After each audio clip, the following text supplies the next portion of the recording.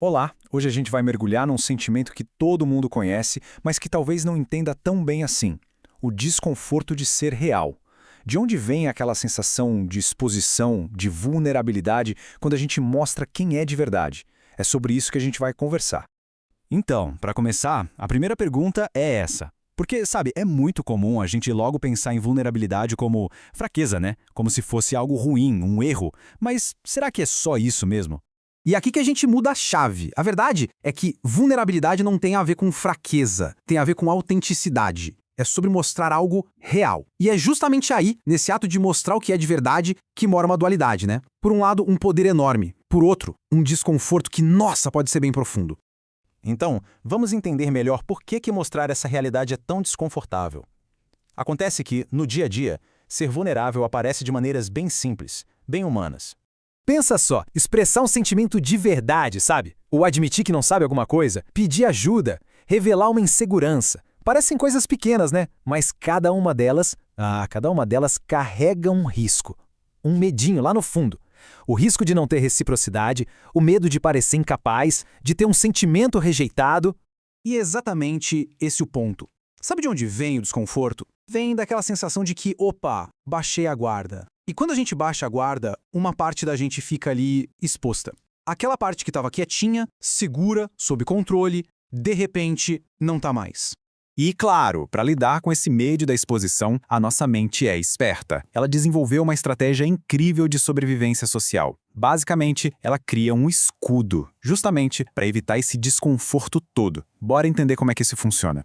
O famoso psicólogo Carl Jung, ele deu um nome para esse escudo, persona. É tipo a nossa máscara social, aquela versão da gente que mostramos pro mundo para sermos aceitos. E olha, não é algo ruim, tá? É uma ferramenta super importante pra gente navegar no mundo. Ela foi projetada para isso mesmo, para diminuir os atritos e garantir que a gente fique seguro dentro do grupo.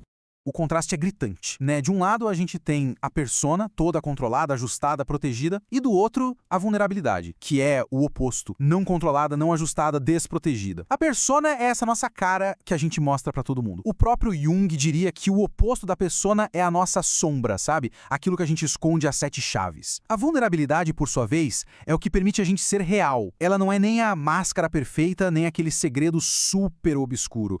E essa pergunta, isso é seguro, é o que a nossa persona fica se perguntando sem parar, o tempo todo. Pode reparar, antes de falar alguma coisa, antes de agir, rola essa checagem interna, essa avaliação de risco. E qual é o trabalho do escudo? Basicamente é dizer não, melhor não, sempre que a resposta parece arriscada demais. É o que nos mantém ali, na nossa zona de conforto. Bom, e tudo isso acaba levando a gente para um dilema, né? Um dilema fundamental. É aquele conflito clássico entre a nossa necessidade de se proteger e o nosso desejo de se conectar de verdade com as pessoas. Fica essa balança, essa troca constante, ou a gente se protege ou a gente se conecta. Essa troca fica super clara quando a gente pensa nos ganhos e custos. Por um lado, os ganhos de usar esse escudo são óbvios. A gente reduz aquele desconforto imediato, mantém uma imagem estável, evita o risco emocional. Só que, qual é o custo disso tudo? Bom, o escudo limita a profundidade do que a gente vive. Ele impede uma conexão de verdade, uma conexão significativa. E no fim das contas, ele cria uma baita distância emocional. Essa frase resume tudo de um jeito perfeito. Aquela mesma proteção que a gente busca para não se sentir vulnerável é exatamente a barreira que nos afasta das pessoas. É um baita paradoxo, se a gente parar para pensar. Beleza. Até agora, a gente focou muito no risco, no desconforto, né? Mas e se a gente virasse essa chave? Mudasse o nosso olhar? E se a vulnerabilidade não for só um risco para a gente evitar? E se ela for algo a mais? Então, o primeiro passo aqui é sacar uma coisa. A nossa mente tem uma tendência de amplificar o risco. Aquela nossa percepção interna do perigo, quase sempre ela é bem exagerada. O medo do que pode acontecer se a gente se mostrar de verdade costuma ser gigantesco. Muito maior do que o que acontece de fato. É aqui que a gente começa a desafiar aquela ideia inicial. Pensa bem, se a nossa mente exagera o risco, será que a gente não está olhando para a vulnerabilidade do jeito errado? Talvez ela não seja só esse perigo todo que a gente imagina. E essa é a grande virada de chave. Porque vulnerabilidade não é só sobre o que a gente pode perder. Na real, é muito mais sobre o que a gente pode ganhar. Ela abre portas que o nosso escudo de proteção mantém trancadas às 7 chaves. E que portas são essas, afinal?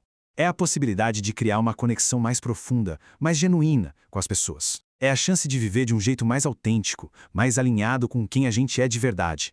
E claro, a possibilidade de ter experiências na vida que são muito mais ricas, muito mais profundas. Tá, mas e aí? Como é que a gente começa a enxergar a vulnerabilidade mais como uma possibilidade e menos como uma ameaça? A resposta, olha só, não está em dar saltos gigantescos. A chave está nos pequenos gestos do dia a dia.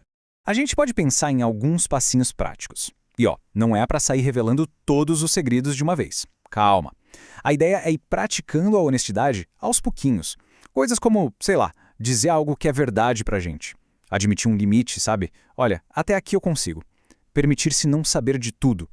Cada um desses pequenos gestos funciona como um treino para nossa mente aprender a lidar com essa sensação de exposição. E é importante dizer, o objetivo aqui não é fazer o desconforto desaparecer para sempre. Isso, sinceramente, talvez nem seja possível. A grande sacada é que esse desconforto pode deixar de ser um muro que paralisa a gente. Ele pode se transformar em apenas um sentimento que a gente consegue atravessar. Então, para a gente fechar, fica essa reflexão no ar.